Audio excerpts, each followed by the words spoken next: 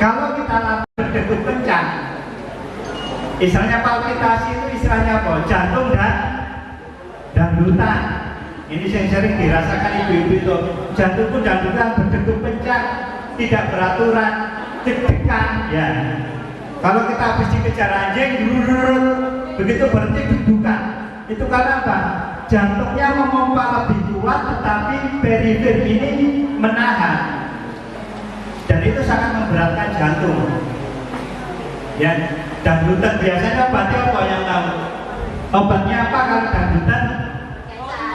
Konkor atau bisu prolol. Jadi panjenengan harus sudah tahu. Oh, jantungku dangdutan, diobe bisu prolol. Oh, jantungku sesek orang racun, minum IS, BN atau Vasorbit. Ya, jadi bahwa jantung dangdutan, keringat dingin itu menunjukkan kalau apa? Jantung kita sedang posisi lemah. Ya,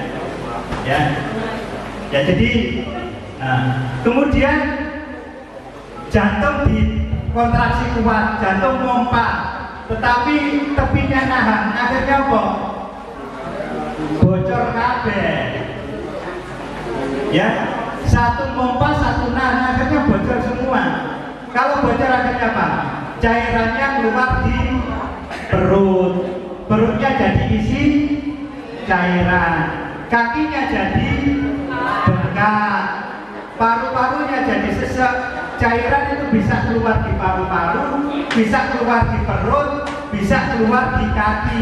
Itu menunjukkan bahwa jantungnya sudah tidak kuat, berarti ada tekor tadi. Kebutuhannya sudah tidak seimbang. Nah, bapak-bapak, ibu-ibu wis ngerti kabeh obatnya apa? Furosemid. Jadi kalau perutnya besar, kakinya bengkak, berarti apa? Furosemid itu ditambah. Ya, tapi hati-hati, kalau kebablasan kaliumnya juga akan berkurang. Harus minum KSR. Ya, minum kalium atau buahnya buah pisang. Jadi ini panjenengan di komunitas ini kita edukasi. Ya, jadi kalau banyak minum furosemid, harus banyak makan pisang. Ya, nah itu. Dan sekarang kita sudah tahu seperti itu. Ya, berarti apa? Prinsipnya sebenarnya pada latihan fisik pada penderita jantung itu adalah apa? Silahkan kita harus beraktivitas. Ya, kita harus tetap berolahraga, tetapi tidak boleh melebihi kemampuan jantung kita. Ya, nek kekuatan jantung kita itu 4, kita latihannya di 2 sama di 3.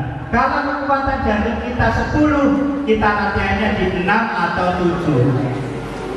Loh, ya apa saya caranya mengetahui kemampuan jantung kita? Ya, caranya adalah sebenarnya kalau betul-betul itu datang ke dokter jantung atau ke klinik, kita minta tes, namanya stress test. Apa? Stress test di treadmill. Ya, kita itu disuruh jalan di treadmill, kita dimonitor. Kemudian tambah cepat, akhirnya apa? Sampai sakatoke. Kemudian dihitung sama, nanti dokter akan menentukan, oh kemampuan jantung panjenengan itu sekian max atau VO2 max-nya itu. Kalau di olahraga itu VO2 max. Ada apa?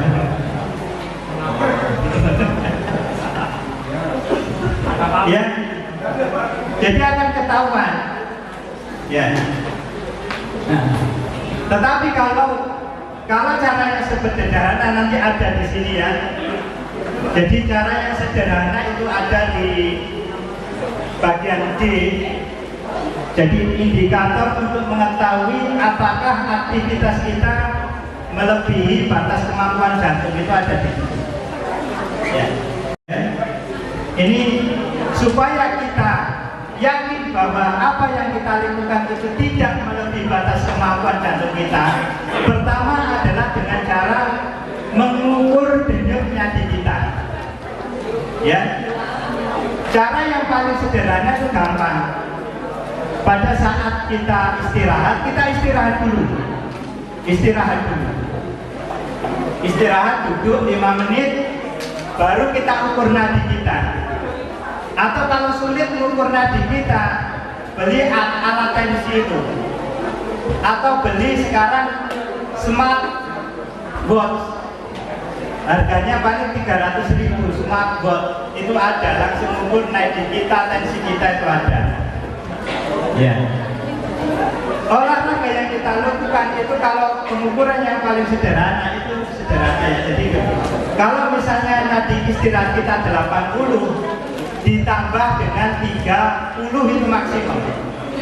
Berarti kalau 80 berarti nanti pada saat jalan saya olahraga nadinya itu tidak boleh lebih dari 110. Ya. Kita jalan, sebelum istirahat 80, jalan.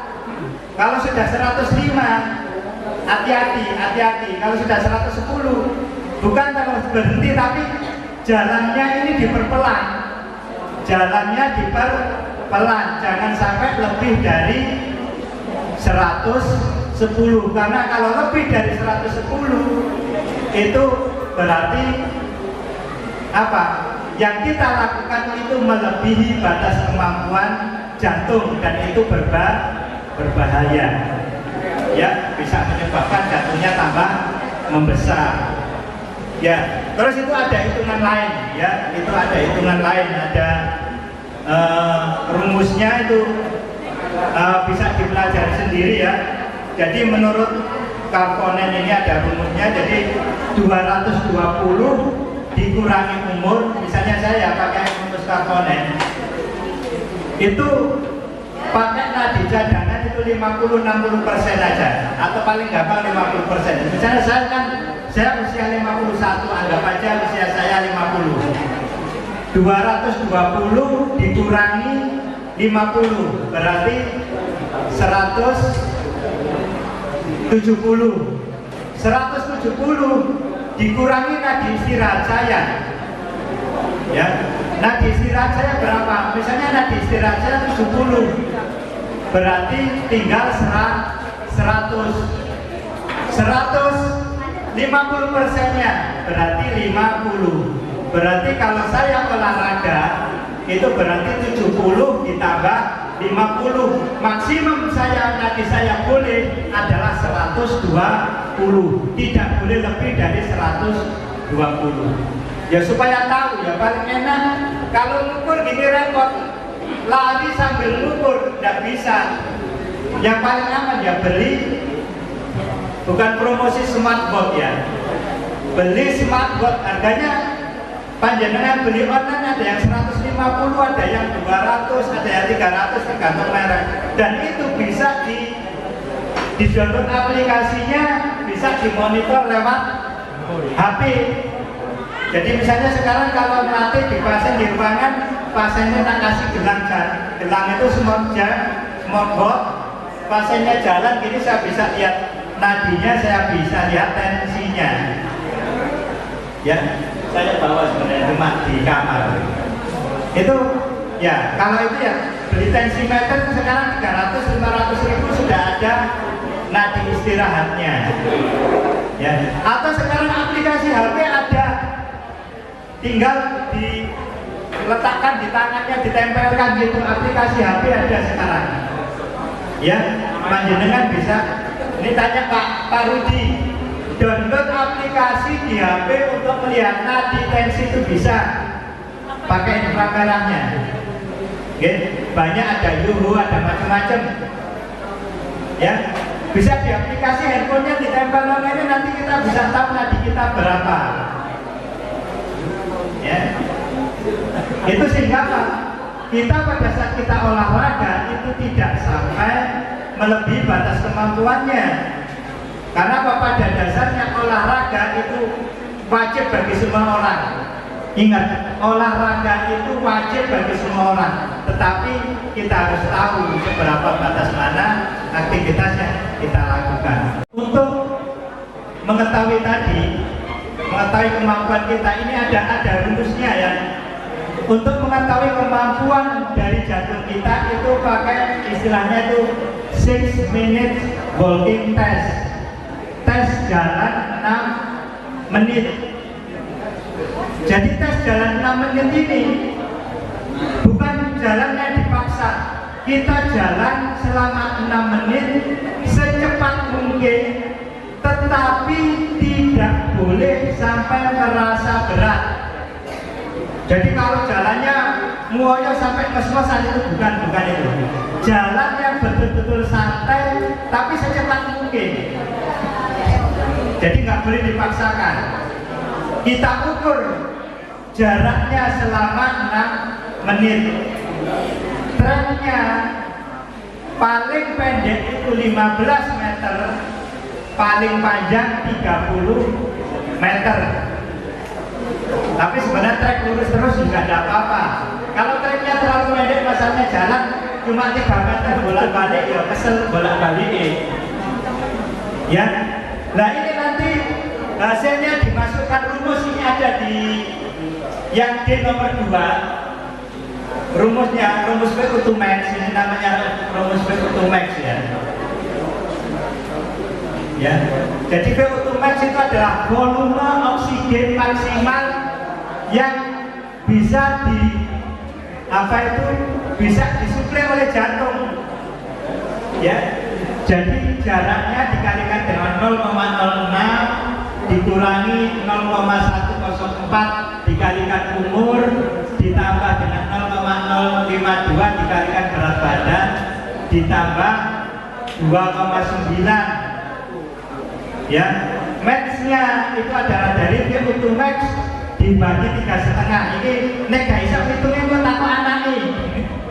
Bagi ibu yang bingung, rumusnya nanti di apa itu ditanyakan ke anaknya, ya kok hitungan aku. Ya. Lah nanti kalau misalnya panjenengan tahu max-ku 6, misalnya max-nya 6, di belakang ini ada banyak tabel. Ya di belakang itu ada tabel-tabel. Tabel aktivitas-aktivitas dengan match-nya.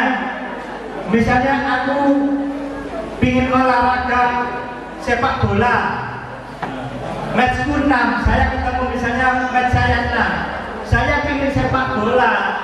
Nah kayaknya sepak bola match-nya 10, ya jangan main sepak bola, mati. Ya, ya, saya ingin match punang. Nah di rumah pekerjaan itu bagian nyapu berapa? Cuma 2, 3, oke gak apa-apa, punya nggak apa-apa. Di belakang itu sudah saya carikan itu di Mbah Google itu. Kalau naik sepeda, kalau naik itu jalan. Nah di sini treadmill. Kalau misalnya yang di rumah tadi, di rumah punya treadmill. Aku pengen treadmill.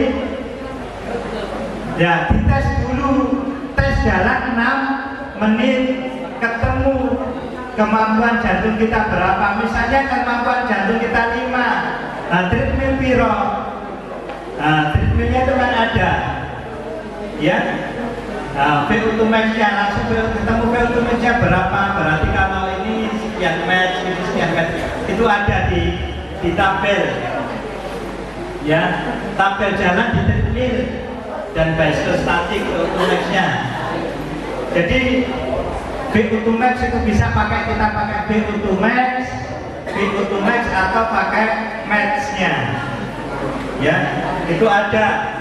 Misalnya kecepatan sekian, match-nya sekian itu. Jadi kalau latihan tentunya misalnya ketemu kita pakai submaksimal. Ya, kalau kita ketemu kekuatan kita 7, ya jangan latihannya di 7. Ketemu 7 kita cukup di 4, 5 gitu saja. Tidak di peaknya. Karena apa? Kalau kita di peaknya sebentar akan payah, efeknya kurang. Jadi kita di antara 60-70% aja, kurang lebih 40 sampai 70%. Sehingga apa? Latihan kita itu jadi bisa lebih lama. Kalau kita langsung di peak, waktu kita akan sebentar sudah payah, sudah kardiovaskular drain. Saat kita olahraga, patokannya lagi adalah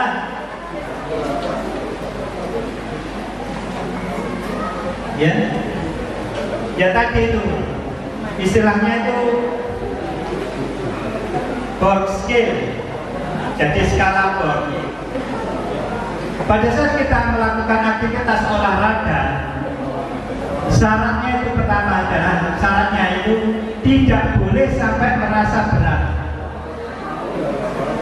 Di sini ada tabel Borg scale, ya. Jadi ini, kalau saya jalan atau lari, itu secara subjektif ya, itu tidak boleh sampai makso, tidak boleh ngoyo. Ya, jadi kalau di sini itu hanya di level 13. Kalau boskel ini ada yang itu level kisaran apa? 12, 13. Jadi sedang atau sedikit berat, tidak boleh sampai merasa berat. Karena apa? Saya katakan tadi bahwa aktivitas berat tidak akan pernah mencapai steady state. Kalau kita melakukan aktivitas berat, pasti jantungnya tambah rusak. Ya. Kemudian patokan yang keempat adalah adanya cardiac symptom tadi. Olahraga kita hentikan kalau muncul cardiac symptom tadi. Ada palpitasi, jantungnya berdegup kencang, keringat dingin. Itu kalau sudah keringat dingin ya sementara jangan olahraga. Kadang-kadang terbalik, seperti yang dilakukan Ustadz Uje itu ya. Ustadz Uje itu malam hari dia keringat dingin itu menunjukkan bahwa dia sedang serangan jantung. Malam itu bawa motor gede. Kadang-kadang kan gini, kita keringat dingin pak gak enak, aku tak boleh anget-angetan, malah dibuat jalan, malah dibuat olahraga itu justru jadi bumerang. Karena apa? Pada saat keringat dingin itu jantung kita itu posisi lemah, posisi serangan. Kalau kita paksakan berolahraga, mesti akan tambah berbahaya.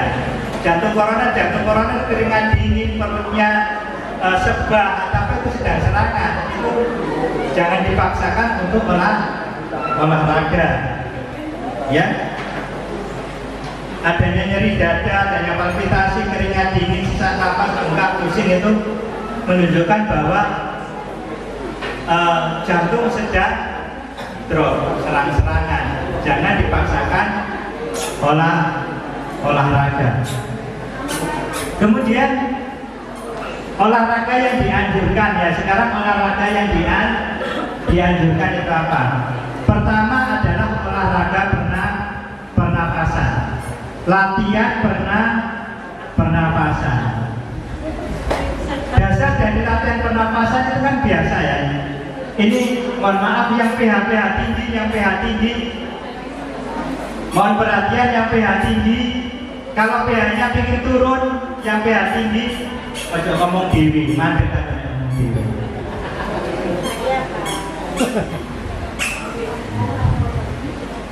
pH tinggi itu kan sebenarnya pH kan kadang-kadang kan kita ada tes yang namanya tes respon oksigen. Pada saat oksigen itu ditinggikan, pH-nya turun apa enggak?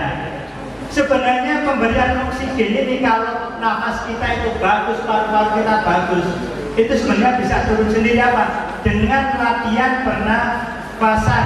Latihan pernapasan itu akan meningkatkan oksigenasi. Kalau oksigenasi kita meningkat, maka pelan-pelan nanti pH-nya akan turun. Latihan nafas sederhana adalah apa? Tarik nafas melalui hidung, perut dikembungkan, kemudian hembus nafas, perut dikempiskan, perut kempiskan sampai habis, tarik nafas lagi, tiupkan. Maksimum 6 kali, maksimum 6 kali, tidak boleh terus menerus. Ya, tarik nafas dalam lewat hidung, keluar lewat mulut, kempis. Pada saat tarik nafas ditahan sebentar, tarik nafas dalam, tahan sebentar, kemudian turunkan. Syukur-syukur kalau sambil tarik nafas ini sambil berdoa, sambil zikir, supaya apa? Rangsangan simpatisnya turun. Kalau rangsangan simpatisnya turun, denyut jantung ini juga akan turun, dangdutannya juga bisa turun. Ini bisoprolol alami.